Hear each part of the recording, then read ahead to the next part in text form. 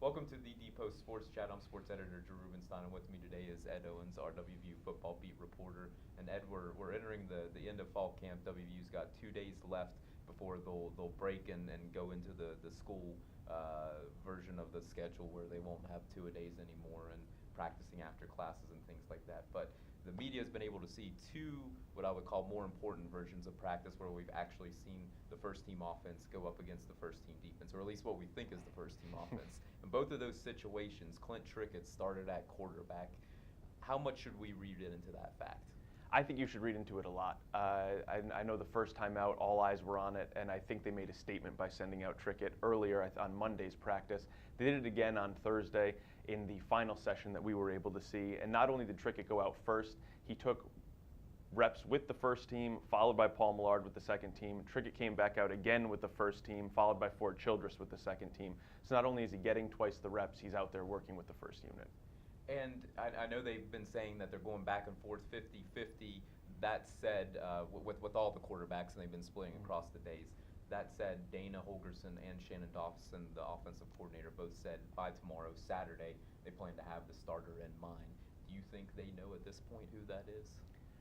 I do. I do think they know. I think they will be going with Trickett. I mean, that's my personal opinion there. And having a chance to talk to Shannon today, he wouldn't confirm it, and he did still say that there's 2 days left and that they were going to use those to fully evaluate. They weren't going to make any decisions until after Saturday's practice. But I do think that they have a pretty good handle on where they're going. I guess regardless of who the quarterback may be, and at this point it seems like Trickett has the upper hand, but we'll see. Maybe they're holding an ace up their sleeve. But how much of the offense would actually change if, depending on the quarterback? Is it pretty much going to be the same thing, whether it's Trickett or Millard or Childress, or does it change depending on who it is?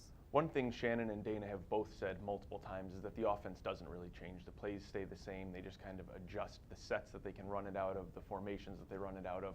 So I don't know that you'll see a dramatically different offense regardless of which quarterback is in there. And another thing Shannon had mentioned was that all of them are relatively equal right now in terms of their proficiency in the offense. So I don't know that there's really one having a significant edge. I think Trickett just has more upside.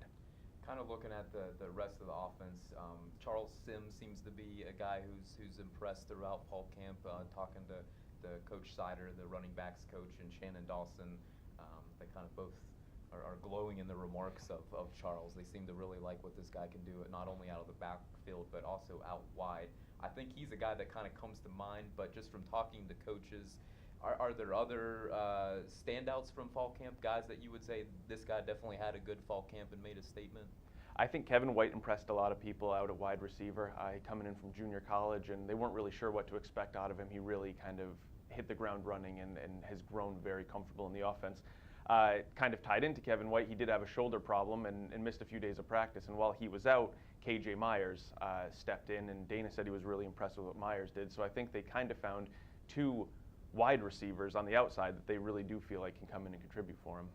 On the defensive side, what about on the defensive side? I know cornerback, that might be the place that seems to stand out the most, just because I think going into fall camp you would assume that, hey, the one senior starter, returning starter, Broderick Jenkins would be there, but in fact, safety turned cornerback Travis Bell has been there, at least in the portions that we've seen, joined by Ishmael Banks. Yes. Are those the two guys that have stood out on the defensive side, or are there any other linebackers or anybody else that you think's been impressive? I think definitely, I think the corners have been kind of a surprise, and like you said, you would have thought that Broad would have come in and gotten that starting job. To have somebody else come in with no real starting experience between Bell, converted safety, and Ishmael Banks, who's dealt with injuries throughout his career, to be able to have them both bump Broderick out of the way, I think says a lot about what the coaches think about him. Particularly on the defensive line, though, I think Eric Kinsey, another kid, he was a freshman last year, not a ton of experience, but he's in the starting lineup as of right now. He started both of the days that we were able to go to practice alongside Shaq Rowell and Will Clark. So I think for them to be able to put a sophomore in there starting on the defensive line, it just really says that they're thinking a lot about him right now. And last little subject here on the offensive line. You have two returning starters at tackle with Quentin Spain and Curtis Fight. The interior of the offensive line, it seems like they know the guys that they want at the two guard positions in center. But regardless of who they actually end up choosing, it's going to be guys with no collegiate experience. in the Big 12 especially, how big of a deal is that to have the interior of your offensive line having no experience?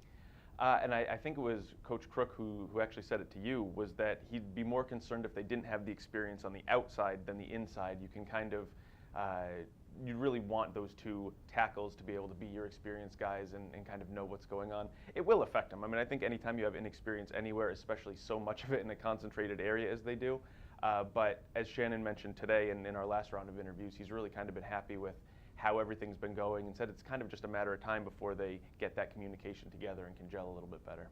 All right, Ed, thanks for joining us, and please continue to check TheDPost.com for all the latest sports videos.